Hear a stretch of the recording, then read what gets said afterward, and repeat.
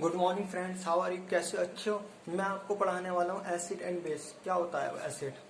जैसे सभी लोग जानते हैं, एसिड वो होता है जो कैसे सोर इन टेस्ट, जो टेस्ट में कैसा हो, खट्टा हो। और बेस क्या होता है? बिटर, जो टेस्ट में कड़वा हो।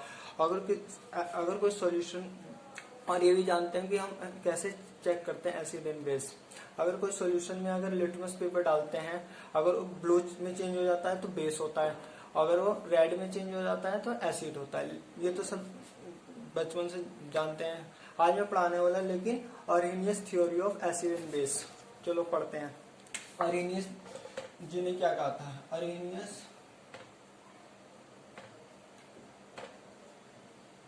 Theory of acid and base.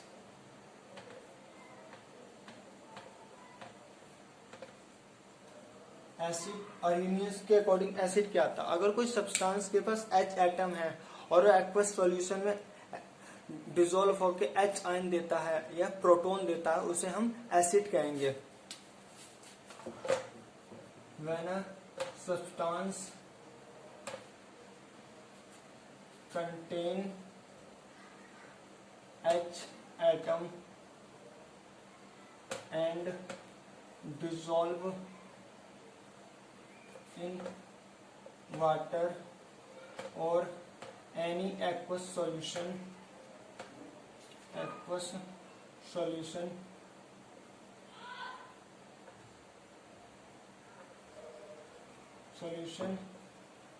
they give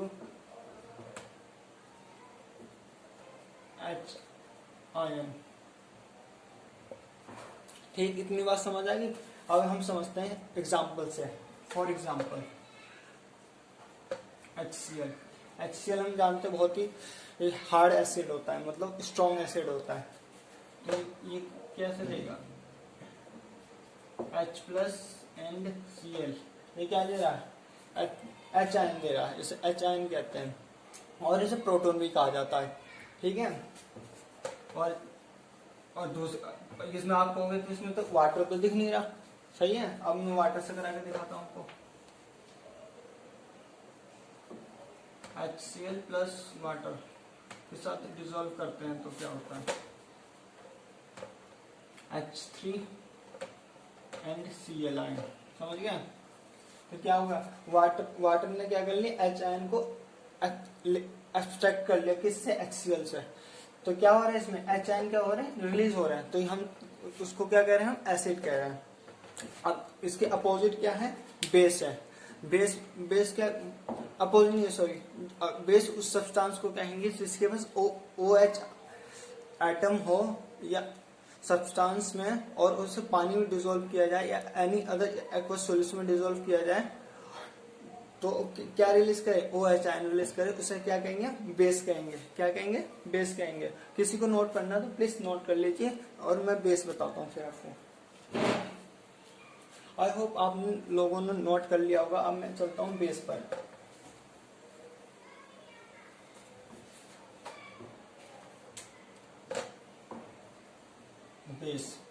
base क्या कहा था? When substance containing OH ion dissolve in aqueous solution or water, they give OH ion. It is called base. When substance containing OH ion when dissolved in aqueous solution or any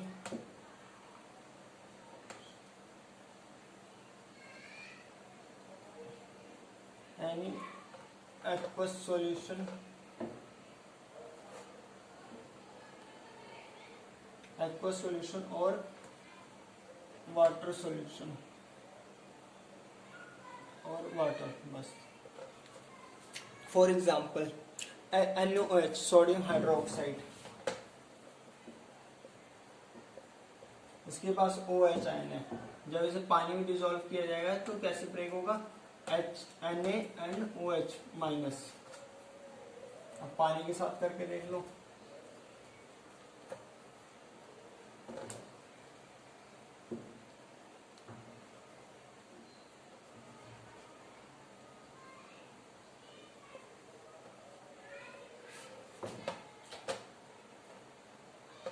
तो क्या बनेगा यहां से,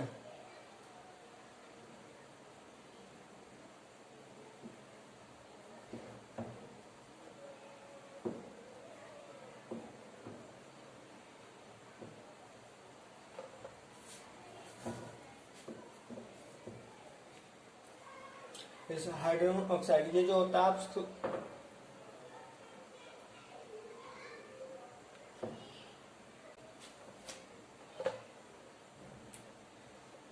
limitations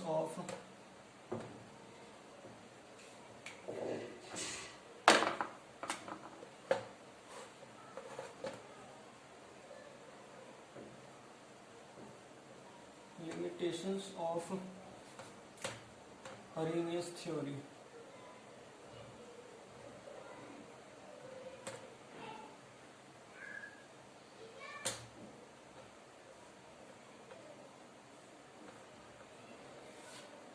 पहली limitations तो क्या है कि एसिड और बेस में H आयन चाहिए और OH आयन, जिसके बाद H आयन और OH आयन नहीं है वो क्या करेंगे, it is applicable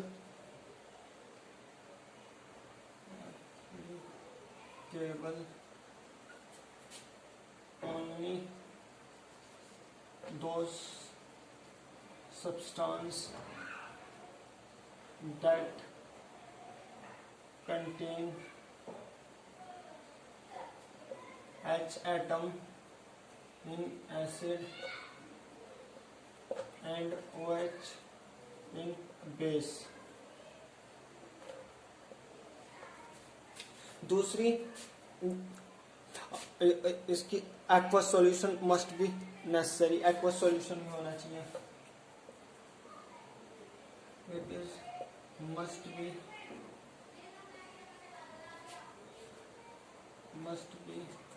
aqueous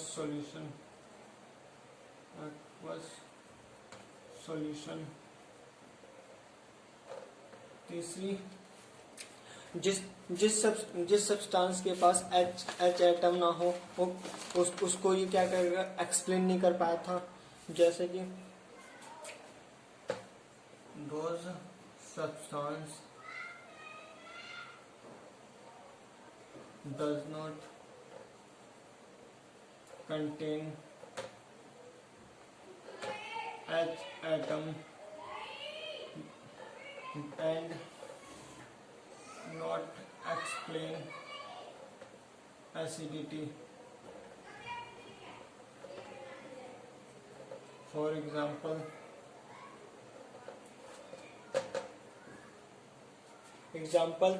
carbon dioxide, sulfur dioxide, FeSO4, ये क्या है, एसिड है, लेकिन ये इनके पास H एटम नहीं है, तो हम कैसे पता चलेगा एसिड है। चौथा point, those base does not contain OH ion in a substance does not explain basicity. For example, example इधर लिख रहा हूँ, फॉर एग्जाम्पल अमोनिया,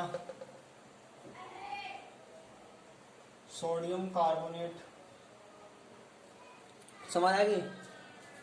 ये क्या क्या लिमिटेशन थी, एक तो एप्लीकेबल दो सब्सटेंस जिसके पास H एटम हो एसिड में, OH एटम हो बेस में, और दूसरा आपके पास सॉल्यूशन इसमें जो, अगर आपके पास सॉल्यूशन नहीं है तो हम नहीं एक्सप्लेन करेंगे एसिडिटी और बेसिसिटी।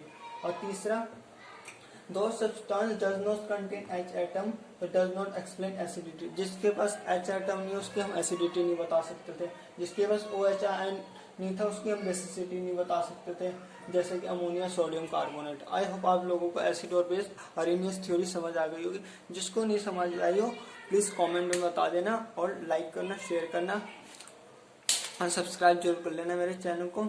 और नेक्स्ट लेक्चर में बताऊंगा Bronsted Lowry acid and base theory. Thank you.